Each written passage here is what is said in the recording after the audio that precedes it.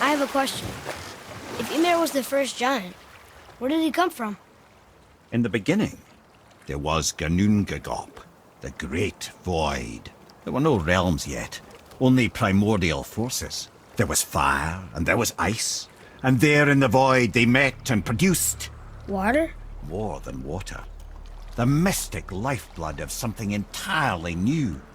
From this water, Ymir took form and became a being of pure creation and chaos, mother and father to all that came after. Even the Aesir? Aye. Every god, man and beast came first from Ymir's flesh. Though it was the Aesir who thought themselves so superior that they should hold dominion over the rest of creation. It was Odin who took arms against his creator and spilled Ymir's lifeblood with his spear. A necessary evil, he would say, to bring order to the realms. From Ymir's torn flesh, Odin would fashion the realm of Midgard for his own. Called himself All-Father, as if he was the creator and not the creator's destroyer. The small, covetous tyrant! Ymir? Huh? Oh. Sorry, my boy. You know, I think it best we just end it there, actually.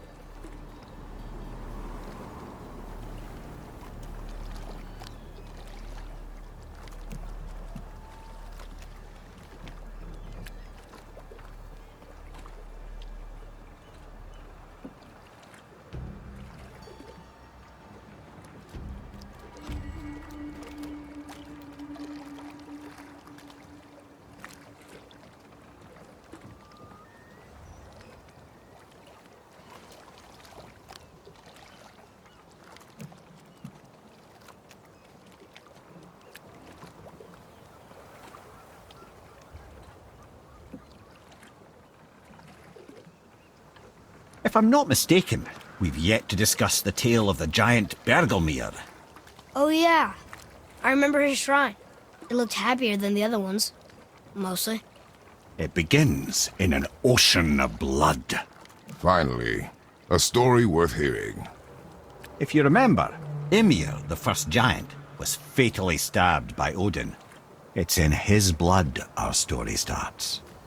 Ymir's magical guts poured out in a torrent so violent it threatened to flood all of creation. The Jotnar were unprepared, as the very last of them were washed away in the endless tide. Not just Ymir, but all of giant kind faced extinction. And so would Odin's victory have been complete. But Ymir's kind did not all perish that day. Staying afloat in the hollowed husk of a tree, the frost giant Bergelmir endured, as did his lady wife.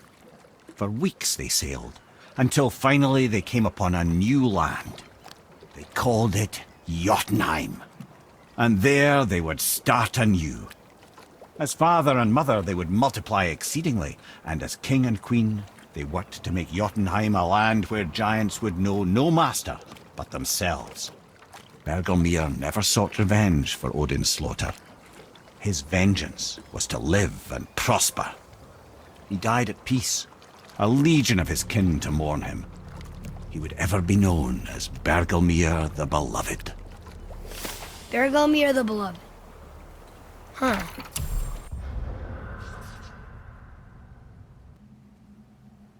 I've never heard a story end that way. Not a true one, anyway. You do, laddie.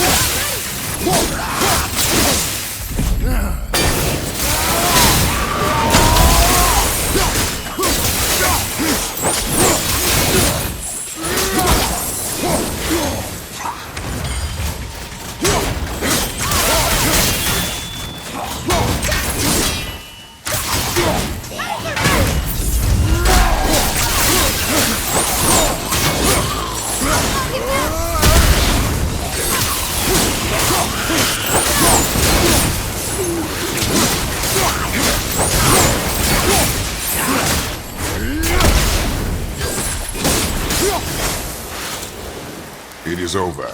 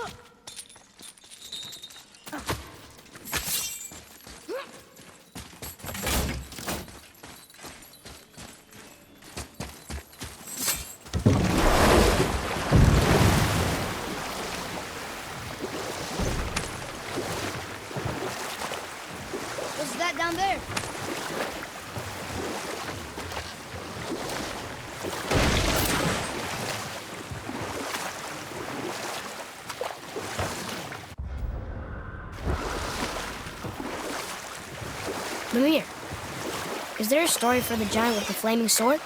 Stuart the Brave. Of course. We've spoken so much of frost giants. It's about time we instead met the most fiery giant of all. Back when Ymir first emerged from Ginnungagap, it was Stuart who followed next. He came from Muspelheim, the fire realm, bringing heat to the young cosmos, conjuring the sun from his primordial flame. But let's come back to that flaming sword, shall we? Stuart the Brave forged his sword of flame for one purpose alone: to burn down Asgard when Ragnarok comes at last. His destiny is to fall at the hands of Thor and Odin, but in so doing, strike the blow that leaves their realm in ash and ruin. And from that destruction, the world can be born anew. Until then, alone he waits in Muspelheim, never sleeping, ever honing his fiery blade. Brave, generous Stuart, who knows he lives but to his doom. All because he chooses to serve a grand cycle so much bigger than himself. To truly embrace your purpose and the patience and sacrifice it demands is to ensure your day will come. Do you think we'll be there when that day comes? I've seen enough of war between the gods, but you, little brother, who can say?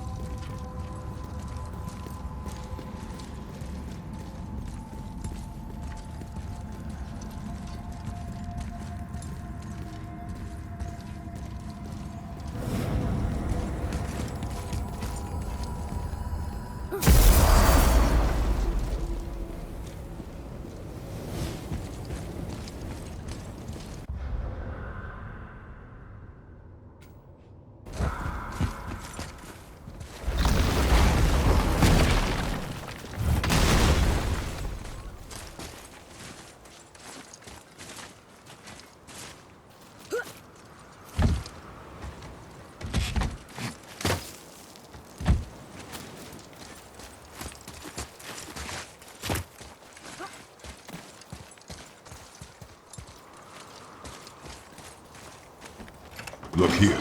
Another. This one is Thrym, a frost giant king. Correct. A cunning one as well. Is that Mjolnir? Did he steal Thor's hammer? Aye, for a time. A lot of these seem to end with Thor killing them. Imagine that.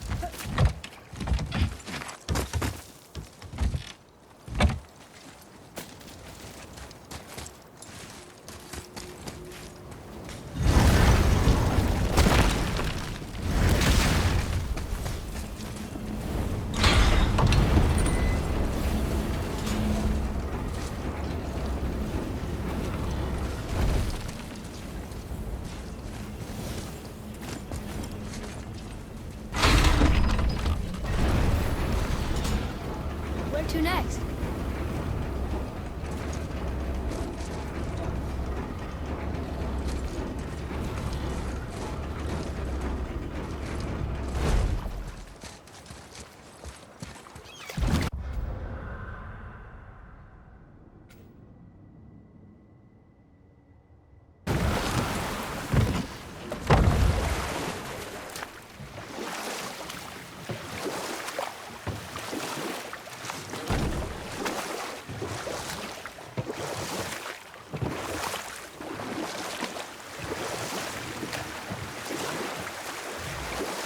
Lemire, why don't you tell us the story of the giant that stole Thor's hammer? Happily, my boy. It involves your friend Freya, too, though I don't expect it's one she'd enjoy being reminded of. The giant was called Thrym, and he proved cunning enough to make off with Mjolnir while the Thunder Lummox slept. Sadly for Thrym, he didn't always think with his brain. Though he had robbed the greatest giant killer of his greatest weapon, he offered to trade it back to the Aesir in exchange for Freya as his bride. Now, at this point, Freya was married to Odin, and Odin, frankly, would have traded her for a sufficiently strong mead, but he saw an opportunity here. Thrym's palace was in Jotunheim, and only giants know the way.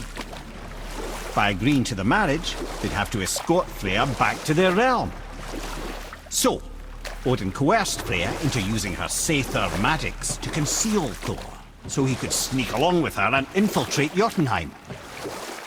When the hammer was produced as the wedding dowry, Thor revealed himself. He took back Mjolnir and wasted no time in smashing Thrym's skull, followed by every other giant present for the festivities. The only thing that put a stop to it was Freya, who wanted no part of this massacre. She cast a powerful spell that hurtled them both out of Jotunheim with no means of return.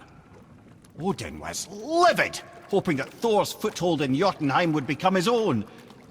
And oh, would he ever revenge himself upon Freya? What is the point of this story, Head? Well, for Thrym, the lesson would be to keep his priorities straight. For Freya...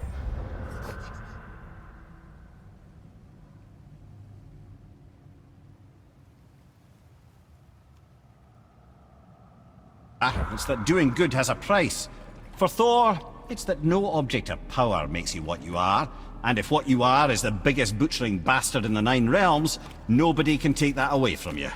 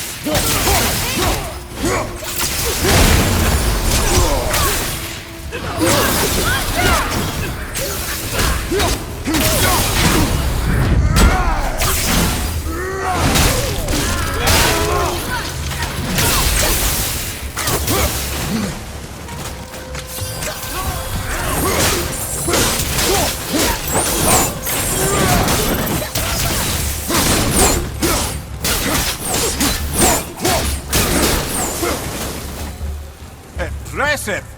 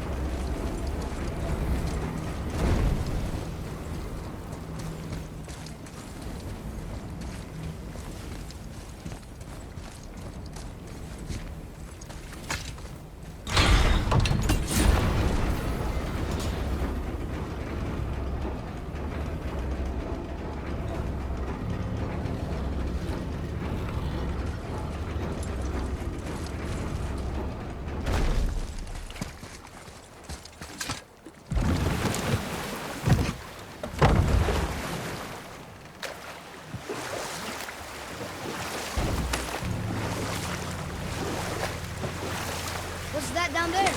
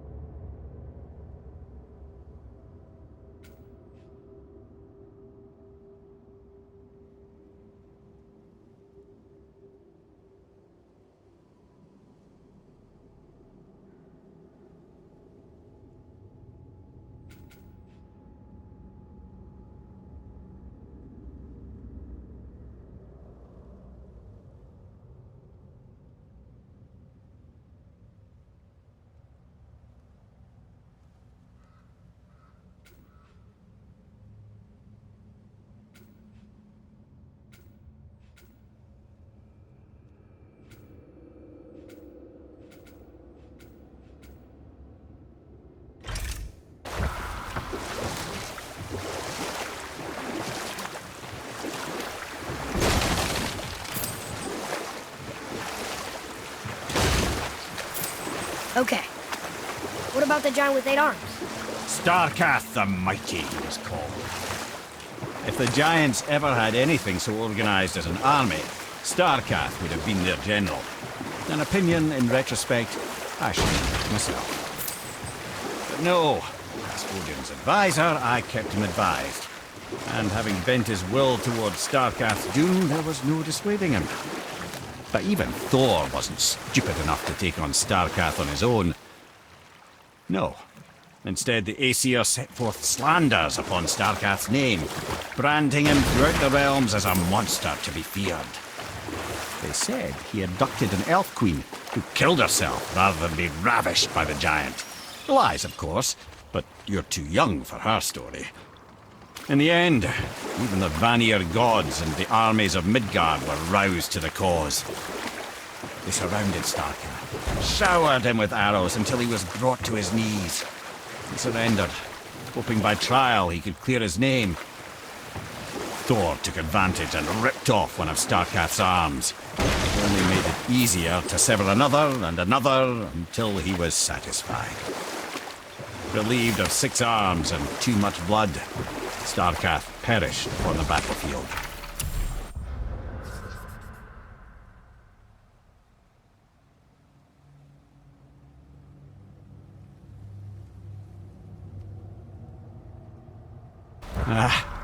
I regret it to this day, you know. I told myself there was nothing I could do, but I wish I'd tried.